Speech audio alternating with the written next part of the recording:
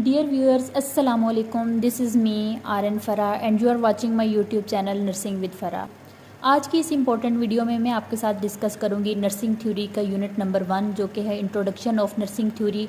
उसका first part मैंने अपनी पिछली वीडियो में आपके साथ डिस्कस कर लिया था। आज मैं डिस्कस करूंगी नर्सिंग थ्योरी का फर्स्ट चैप्टर का सेकंड पार्ट। मेरी वीडियो को एंड तक देखिएगा। मैं आपको साथ में बताऊंगी कि KMU के एग्ज़ाम्स में ये MCQs किस तरह से स्टेटमेंट आती है और किस तरह आपने उसको सॉल्व करना है। तो बढ़ते हैं, वक्त को ज़ाया किए बगैर तो बढ़ते हैं अपनी वीडियो की जानिब। अब आज हम पढ़ेंगे stages in the development of nursing theory. Nursing theories की डेवलपमेंट में, नर्सिंग थ्योरीज़ को आगे बढ़ने में जिन स्टेजेस से गुजरना पड़ा उन स्टेजेस के बारे में हम डिस्कस करेंगे। तो टोटल इसकी 6 स्टेजेस हैं, ठीक है। सबसे पहले है साइलेंट नॉलेज स्टेज। इसमें से भी MCQs आते हैं। साइलेंट, इस टॉपिक को निगलेक्ट नहीं करना। इसमें से कोई एक लाइन वो इनमें से उठा लेते हैं, उसके बाद पूछते हैं कि ये कौन सा नॉलेज है, साइलेंट है या फिर प्रोसीजर वाला, ये कौन से वाला है। तो ठीक है, आपको पता होना चाहिए कि ये कौन सा साइलेंट नॉलेज, मतलब ये साइलेंट वर्ड से ही शो हो रहा है कि साइलेंट है, चुप है, blind obedient to medical practice. तो इसमें ये वो वाला दौर है, ये वो वाला स्टेज है कि जब लोग जो थे मेडिकल प्रैक्टिस से बिल्कुल ब्लाइंड थे, उन्हें पता ही नहीं था कि मेडिकल प्रैक्टिस किस तरह करनी है। Little attempt to develop theory, वो थोड़ी बहुत कोशिश करते थे थ्योरी को डेवलप करने की, ठीक है। रिसर्च भी थी, वो भी लिमिटेड थी, और कुछ जो थे कुछ मॉडल्स या मतलब जो नर्सिंग एजुकेशन है ये तकरीबन मोर देन 80 ईयर तक ये वाला स्टेज रहा था, ठीक है। इसमें मेन चीज़ जो है वो आपने याद करनी है वो ये है कि ये जो साइलेंट नॉलेज स्टेज है ये blind obedient to nursing practice था। ये MCQ से एक आपने याद करना है, ठीक है। और दूसरा आपने ये याद रखना है कि इसमें little attempt to develop theory किस में हुई थी, साइलेंट में हुई थी। ये नीचे वाली बातें इतनी ज़्यादा इंपॉर्टेंट नहीं है। एक आपने ये याद रखना है कि ये कितनी देर चली थी, ये 80 ईयर चलेगी। ये 3 MCQs आपके सॉल्व हो गए इस स्लाइड से। Since the early 1950, many nursing theories have been systematically developed to help to describe, explain and predict the phenomena of concern of nursing। वो कहते हैं 1950 से बहुत सारी नर्सिंग थ्योरीज जो आ गई हैं जो नर्सिंग फिनोमेना को डिस्क्राइब भी करती हैं, एक्सप्लेन भी करती हैं और प्रिडिक्ट भी करती हैं। आगे है रिसीव्ड नॉलेज। रिसीव्ड नॉलेज जो है ये मोस्ट इम्पोर्टेंट है, साइलेंट नॉलेज से भी ज़्यादा इम्पोर्टेंट है ये। इसमें learning through listening to other, और एक इसमें मेन बात ये theories are borrowed from the discipline. ये 2 MCQs बहुत हैं और ज़्यादातर MCQs ये वाला वो लेते हैं। Theories are in which knowledge stage theories are borrowed from other discipline. तो हमें पता है कि रिसीव्ड है, ये आपने याद रखनी है। Learning through listening to other, received में क्या था कि दूसरों को सुन के सीखते थे। World War II and its impact on nursing. World War II और जब हुई थी तब ये आई थी हमारे पास। Theories were borrowed from other discipline, दूसरे डिसिप्लिन से उन्होंने उधार ली थी। बोरोड मतलब उधार ली थी nursing theories.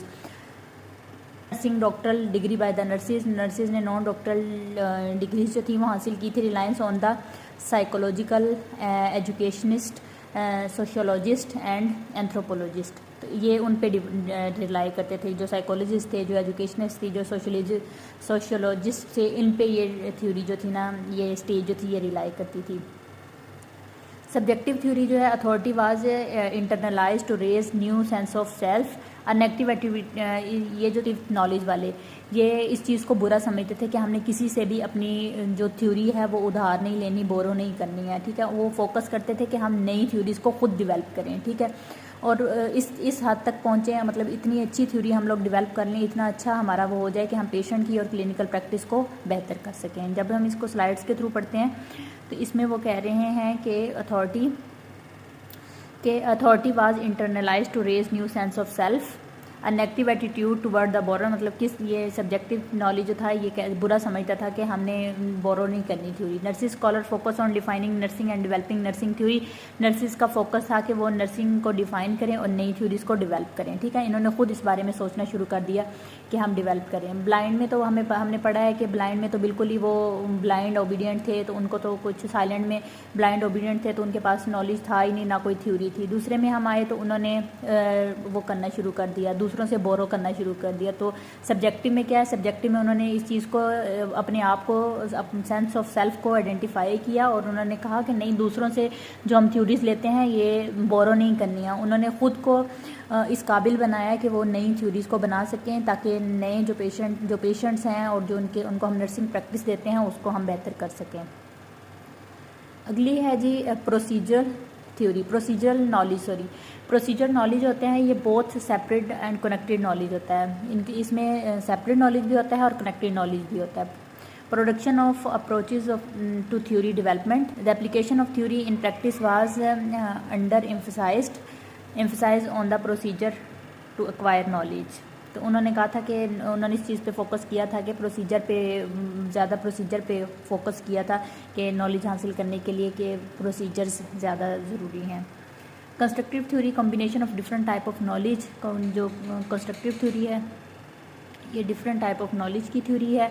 Focus on the knowledge of study and theoretical literature, client report of clinical experience. इसका फोकस था कि नर्सिंग नॉलेज जो है वो जो एम्पेरिकल स्टडी है और जो थ्योरेटिकल लिटरेचर है मतलब जो प्रीवियस हो चुका है उस पर हो, और क्लाइंट की रिपोर्ट और नर्सिंग क्लिनिकल एक्सपीरियंस पे हो। नर्सिंग स्कॉलर ने इसको डीपली देखा और इसके रिलेटेड जो नॉलेज था उसको भी डीपली देखा, और जो नर्सिंग फिनोमेना था उसको भी डीपली जाकर देखा, और फिर ये नॉलेज जो था ये कंस्ट्रक्ट हुआ था। इंटीग्रेटेड नॉलेज जो था ये एजमिलेशन ऑफ एप्लीकेशन ऑफ एविडेंस, इसमें था कि जो हम काम कर रहे हैं, जो हम नर्सिंग कर रहे हैं, नर्सिंग डिसिप्लिन में जो भी हम स्टेप ले रहे हैं उसके पीछे हमारे पास एविडेंस होना चाहिए, सबूत होना चाहिए। Nursing theory will increasingly integrate information from published literature with enhance emphasis on clinical application as situation specific practice theories and middle range theory. तो वो कहते हैं जिस तरह किसी भी सिचुएशन या स्पेसिफिक से रिलेटेड थ्योरी होती हैं या मिडल रेंज थ्योरी जो है वो इंटीग्रेटेड में नॉलेज में आती हैं जी। तो डियर स्टूडेंट्स अब हम पढ़ेंगे कि जो थ्योरी है उसके कितने लेवल्स हैं। तो हमें पता है एमसीक्यूज़ में आएगा कि थ्योरी के कितने लेवल होते हैं, तो इसके टोटल 4 लेवल होते हैं। एक एमसीक्यूज़ आपका ये यहाँ से हल हो गया। वाकर एंड एफर्ड ने 1955 में आइडेंटिफाई किया था कि 4 लेवल्स हैं थ्योरी के। सबसे पहले किसकी है, मेटा थ्योरी। इसको फर्स्ट ये है ग्रैंड थ्योरी, फिर मिडल रेंज थ्योरी और फिर प्रैक्टिस थ्योरी। मेटा थ्योरी जो है ये हाईएस्ट लेवल ऑफ थ्योरी है, मतलब 4th नंबर पे ये थ्योरी आती है। वैसे तो मतलब अगर क्वांटिटी वाइज देखें तो पहले नंबर पे है, लेकिन ये है कि ये 4th नंबर हाईएस्ट लेवल पे सबसे ऊपर 4th नंबर पे ये आती है, फिर 3rd पे ग्रैंड थ्योरी आती है, फिर 2 पे मिडल रेंज आती है और फिर 1 पे प्रैक्टिस थ्योरी आती है। ठीक है, सबसे जो हाईएस्ट लेवल पे होती है वो मेटा थ्योरी होती है। ग्रैंड थ्योरी जो होती है इसको मैक्रो लेवल ऑफ थ्योरी भी कहते हैं। ठीक है, और ये मेटा थ्योरी से थोड़ी कम होती है। और मिडल रेंज थ्योरी जो होती है ग्रैंड थ्योरी से थोड़ी कम होती है, थोड़ी छोटी होती है। उसके बाद आती है प्रैक्टिस थ्योरी। प्रैक्टिस थ्योरी को हम माइक्रो लेवल ऑफ थ्योरी भी कहते हैं। ये बात आपने याद रखनी है कि ग्रैंड थ्योरी को हम मैक्रो लेवल ऑफ थ्योरी भी कहते हैं और प्रैक्टिस थ्योरी को हम माइक्रो लेवल ऑफ थ्योरी भी कहते हैं। ठीक है, आगे इनकी डिटेल हम पढ़ते हैं। मेटा थ्योरी क्या होती है। Meta theory is a highest level of theory. The 4th level of theory is defined as by the prefix meta meaning change in position beyond or on the highest level. वो कहते हैं कि Meta theory जो होती है यह highest level of theory होती है और ये 4थे नंबर पे आती है। इसको हम इस तरह डिफाइन कर सकते हैं कि इसका जो पहले वाला मेटा है उसके मतलब होते हैं beyond, highest, change in position, मतलब हाईएस्ट लेवल पे है, ये इसके नाम से ही शो हो रहा है। और transcending refers to the body of the knowledge and about the field of the study. Theory about theory, meta theory जो होती है ये थ्योरी अबाउट थ्योरी होती है, थ्योरी से रिलेटेड ही थ्योरी होती है। फोकस ऑन ब्रॉड इश्यूज, जो बहुत ब्रॉड इश्यूज होते हैं उनके लिए कौन सी थ्योरी होती है, मेटा थ्योरी होती है।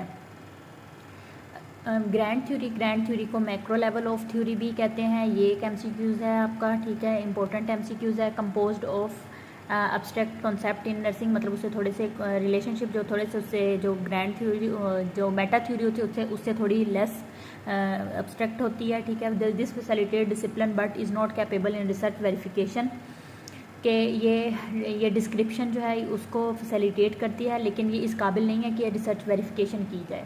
Attempts to explain broad areas, इसमें भी ब्रॉड एरियाज़ को हम एक्सप्लेन करने की कोशिश करते हैं। फॉर एग्जांपल जैसे फ्लोरेंस नाइटिंगेल की इन्वायरमेंटल थ्योरी है। ठीक है, ऐसे एमसीक्यूज आता है कि grand theory which are examples of grand theory. तो एग्जाम में पता है ग्रैंड थ्योरी में फ्लोरेंस नाइटिंगेल की थ्योरी भी ग्रैंड थ्योरी में आएगी, वर्जीनिया हेंडरसन की भी, फे अब्दुल्ला की भी, डोरोथी जॉनसन की भी और मार्था रॉजर्स की भी। आपको पता होना चाहिए कि किसने कौन सी थ्योरी दी थी। तो हमें पता है फ्लोरेंस नाइटिंगेल ने इन्वायरमेंटल थ्योरी दी थी। आगे हम नेक्स्ट चैप्टर्स में भी पढ़ेंगे इनको। वर्जीनिया हेंडरसन ने नीड थ्योरी दी थी। फे अब्दुल्ला ने 21 नर्सिंग प्रॉब्लम्स पे थ्योरी दी थी और डोरोथी ऑरम ने सिस्टम पे थ्योरी दी थी। और unitary human beings energy field जो थी ये मार्था रोजर्स ने थ्योरी दी थी। मिडल रेंज थ्योरी जो होती है ये composed of less abstract conceptual framework closely align to observe reality that's capable of, जो हमने पढ़ा ग्रैंड थ्योरी है वो रिसर्च के लिए कैपेबल नहीं होती, लेकिन मिडल रेंज होती है ये उसके लिए कैपेबल होती है। ये एक MCQs आपने याद रखना है। Consist of limited number of concept, इसमें बहुत लिमिटेड नंबर ऑफ कॉन्सेप्ट होते हैं। Middle range theories are substantially specific, ये स्पेसिफिक होती हैं। Example social support, quality of life, health promotion, ये इसकी एग्जाम्पल्स हैं। एग्जाम्पल्स को आपने अच्छे से याद करना है। डोरोथिया ऑरम की सेल्फ केयर थ्योरी इसमें आती है। डोरोथिया ऑरम की सेल्फ केयर थ्योरी इसमें आ गई। एदा जीन ऑरलैंडो की डेलिब्रेटिव नर्सिंग प्रोसेस थ्योरी इसमें आ गई, ये इसकी एग्जाम्पल में आती है।